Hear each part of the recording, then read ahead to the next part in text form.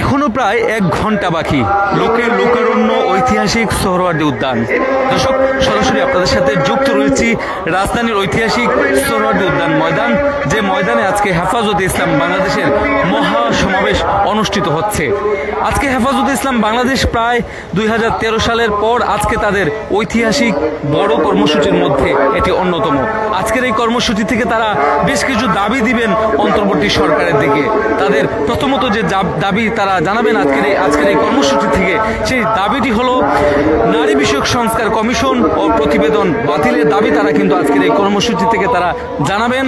আজকের এই কর্মসূচি থেকে ভারত এবং ফিলিস্তিনের মুসলমানদের যে নির্যাতন, নির্মমভাবে গণহত্যা চলমান রয়েছে, সেটি বন্ধের দাবি আজকের এই কর্মসূচি থেকে তারা দিবেন এবং শাপলার সেই গণহত্যার বিচারের দাবি এবং হেফাজত নেতাদের যে মামলাগুলো রয়েছে সেই মামলাগুলো প্রত্যাহারের দাবি কিন্তু তাদের এই কর্মসূচির মধ্যে রয়েছে। তাদের অন্যতম আরেকটি দাবি রয়েছে যে সংবিধানে আল্লাহর উপর পূর্ণ আস্থা বহাল রাখতে হবে। এই দাবিটিও কিন্তু তাদের এই আজকের কর্মসূচি থেকে তারা কিন্তু জানাবেন। এবং গতকাল আমরা যেটি জেনেছিলাম, হেফাজত নেতা মাওলানা মামুনুল হক তিনি যে বিষয়টি জানিয়েছিলেন যে আজকের এই কর্মসূচি থেকে তাদের যে দাবিগুলো দেওয়া হবে, সেই দাবিগুলো যদি সরকার না মেনে নেয় তাহলে কিন্তু তাদের পরবর্তী কর্মসূচি তাদের আরো কঠোরভাবে তারা কিন্তু দিবেন, যেটি সরকার সামাল দিতে ব্যর্থ হবে বলে তিনি ধারণা করেন।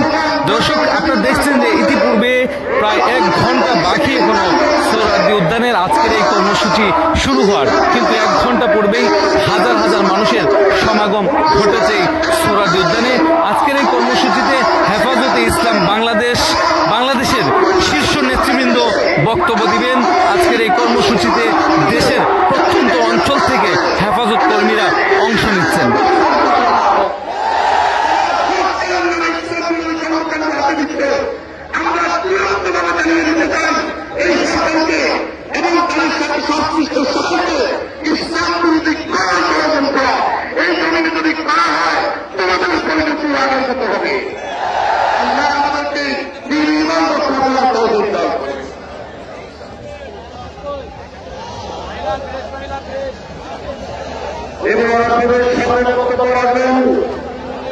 তিনি জেলা সাধারণ সম্পাদক মাওলানা ওমর ফারুক।